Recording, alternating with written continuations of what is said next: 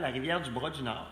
Et c'est ça que je veux vous montrer avec des montagnes tout à fait magnifiques aux alentours. On a volé en deçà du sommet des montagnes. Vous allez voir, ça donne une perspective pas mal. Sur la carte, à quel endroit ça se place? Neuville, Saint-Raymond en ligne droite. Et la vallée du Bras-du-Nord, c'est un petit peu ce secteur-là ici qu'on va voir, qu'on va monter le long de la rivière, la vallée du Bras-du-Nord, qui nous donne une perspective tout à fait magnifique. Le point fixe, Neuville. Eh bien oui, nous voilà partis maintenant.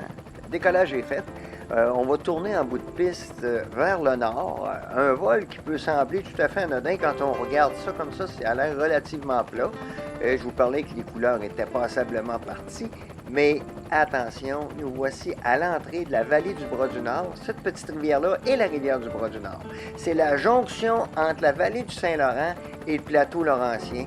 Et vous allez voir que c'est encaissé, ça en est spectaculaire.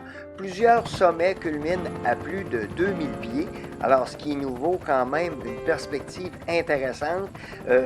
L'angle du soleil, étant donné que c'est tôt le matin, regardez, ça réfléchit sur ces magnifiques palissades qui surplombent et qui agissent un petit peu comme gardiens de cette vallée du Bras-du-Nord. Ça a été façonné par les glaces il y a des milliers et des milliers d'années. Maintenant, on peut voir cette mer de montagnes qui inonde totalement le paysage.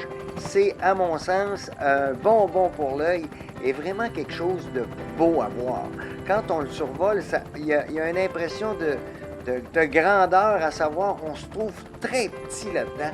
Imaginez-vous, il y a beaucoup d'activités de plein air à faire dans cette vallée du Bras-du-Nord, que ce soit du vélo de montagne, de la randonnée. Il y a des kilomètres et des kilomètres de sentiers de vélo de montagne et qui sont considérés comme les 50 plus beaux sentiers au monde. Alors, on peut dire qu'il y a quelque chose là-dedans, c'est assez particulier.